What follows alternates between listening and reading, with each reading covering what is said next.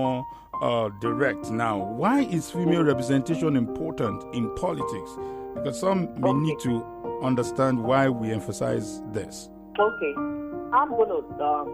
It's really simple. It's a natural phenomenon, but there has to be fertility, fruitfulness, and productivity. You can't just have one gender dominate an environment. There's a way Almighty God has created this thing to be.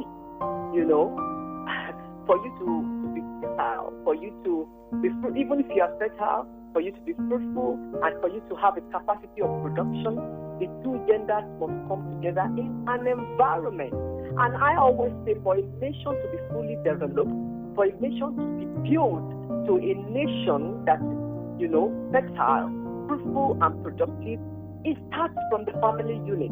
It starts.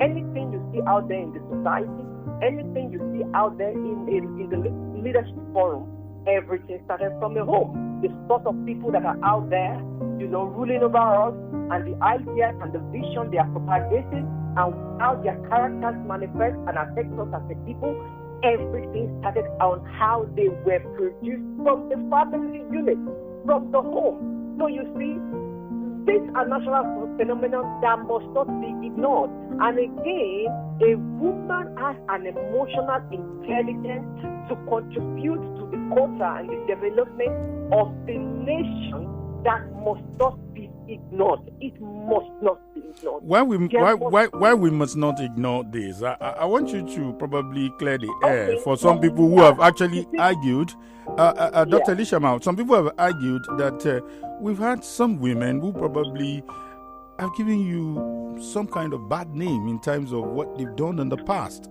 I need not mention names. What are the numbers of these women compared to the male counterpart? If we have to look at the context of the sort of nation that we are in, one or two women, you cannot use them to judge the character of the majority of women in this nation. Okay. In every sphere of human living and human existence, there are people that have bad eggs.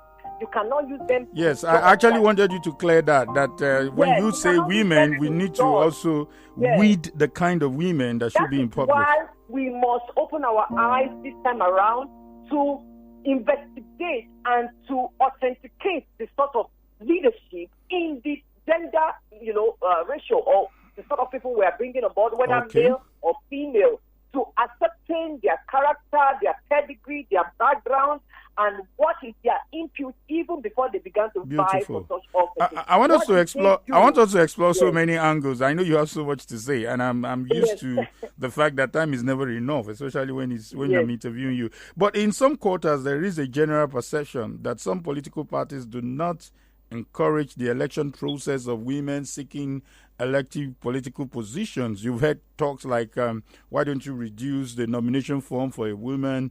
But only a handful make it in the party primaries. Why do you think this is the case? And I don't like this example that I described as being sensitive. You remember the story of Sarah Jibril in PDP when they turned it to a joke and they said one woman, one vote. You remember she had just one vote. So is it a function of the political party?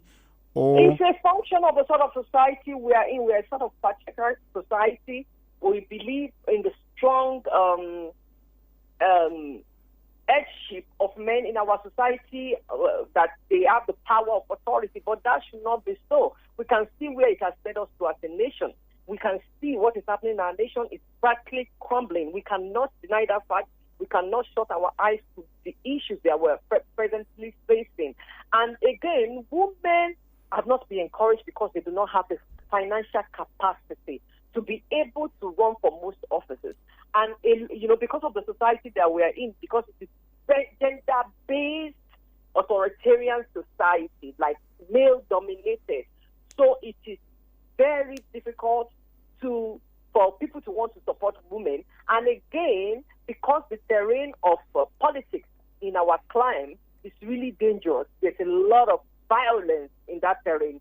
Most women are discouraged by their family members, most especially maybe their husbands and their children. But you see, we must begin to encourage, a lot of women to come out, because a nation that is not worth sacrificing fighting and ready to lay down your life for the next generation to have a better future, is not worth it. Let us look at our nation like our family, our children. Anything you are not willing, if you have a family and you have children, you will do anything to make sure that they thrive. You will do anything to make sure that they survive. You will sweat your blood and you give your life if you have to. That is the way we need to look at our nation. And that's the kind of people we need in leadership. I quite get your point. Kind of sacrificial leaders that will come in, that will not just think of their own self. Dr. Elishama, I'm a bit worried because the figures are not encouraging. What would you expect is that while we know that we are far behind, but from 1999 to date, the numbers are dwindling. And we are asking, despite the advocacy, despite the hue and cry in many quarters, what do you think is responsible for this dwindling number? Can you just mention some factors? The dwindling numbers of women coming in, participating in politics now.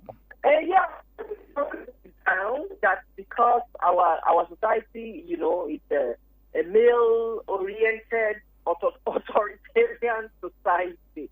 But I think that is changing gradually, because in the past, people like me will not hear the sound. I was involved in the cause of our society. It became family. And no woman can also leave a better future for our children. We see Nigeria going down the way it is and not want to cry out and say, how do we salvage her? How do we rescue our nation? Our nation is like a child for us right now. And so because of that, I think we're going to start from now, maybe, running off into the next election, seeing more women. We can see, one of a new face in the terrain lately. We will see more women coming up to say, I'm going to go out there and contest. Yeah. I know one key factor you will love to also address is the legislative process, where we know that it is within the law, taking a cue from the affirmative action of 35%, which Nigeria is still falling far behind. And there are also attempts in the Electoral Act to also give women that kind of attention. But the reverse is the case in many of these parties. So how do we encourage women, and how do we also enforce these laws? Yeah, by advocacy. And that is one of the things the Partnership for a New Nigeria Development Initiative is all about, to keep advocating, to keep going to, most of these party structures that the people tend to lean towards, to insist that women are given this 35%, at least, that is already approved, chance to be able to contest and to be given position to contest at every echelon of leadership in the society. It's through advocacy, and we are trying to do our own bit, but just few of us out there doing this is not just enough. A lot of advocacy groups from women need to come on board to make sure that this 35%, at least to start with, must be enforced, and we must look at it in every aspect of leadership across board over the nation, so that we will make sure that those numbers are there for the women and they are representing us at that level, because we need the emotional intelligence of the woman. And what is that? Let me even break down that a little bit. A woman has the natural intuition to see what men will not naturally see. And it even starts from the family, just like I said. Everything starts from the family. Like the man will be busy wanting to make the big bucks, busy going out there to try to do the big things for the family, to make sure he puts food on the table. But a woman will be on ground to notice the little thing that will even sustain the family before the salary comes in, before the big bucks comes in. She will be the one to make sure that, hey, this area, we must be clothed. Hey, this area, at least we must be eating every day before your salary comes in, or before you make your first big million, because men are always pursuing the big things. So also in the government sector, you find out that they are focused on big projects, big things, big ideas. But people are dying by the day because there's no basic 3 square meals on the table. There's poverty. The poverty ratio in Nigeria has even gotten as far as 85%, engulfing the totality of the population of our nation. I'm talking of are riddling in it. They are in it. They are dying. So when a woman comes in, she's going to use a natural emotional intelligence to arrest such situations so that it does not go further. Okay, while you people are planning the big projects like doing the roads, building infrastructures and all of those big things, a woman in that sector will be like, hey, please, the poverty ratio in Nigeria is, is out of order. Can we put in social security scheme to at least empower the people to be able to eat daily, so that before you people finish all your big structures, the whole nation that you have been called to serve will not die. Dr. Elishama, let me just come in because we have less than 2 minutes to round up, and I will try and ask you 2 questions, which means that do me justice by answering the question in 45 seconds. Recently, Senator Itagiwa has advocated that every political party must have a woman as their running mate. Is this a good way to start, or this is another way of promoting, putting women as a second fiddle? It is a good way to start than not starting at all. Whichever way is a good way. But that does not negate the fact that women must be bold enough to also run as first in the first position. I will encourage any woman, as far as they have the courage and they have the competence and intelligence, to always vie for the number 1 position. But if they are not given that chance, then let us start from the number 2 position. That is also very good. And finally, and finally, before you go, are we having Dr. Elishama back on the ballot, or you just wanted to test the waters and you've seen how the waters look like, and you'd rather to be from behind? I'm not giving up on my role as adding voice to the betterment of my nation and seeing to its development and to be part of it.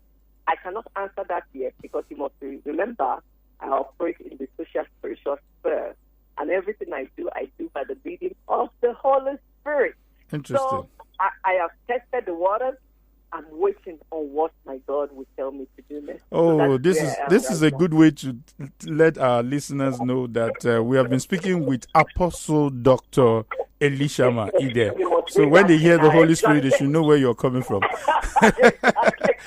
Thank you for this wonderful time. We sincerely hope that this message will get to the right quarters, will get to all the nook and cranny for people to get involved into, especially women, to get involved into politics and allow women must to come out en masse. We have a major role. We totally support you from Radio Now. We are in support of that, and we say yes to your request. Thank you so very much. I appreciate this meeting this morning. And that's the interview with Dr. Elishama Ide, who is the founder for Partnership for New Nigeria and also a former president.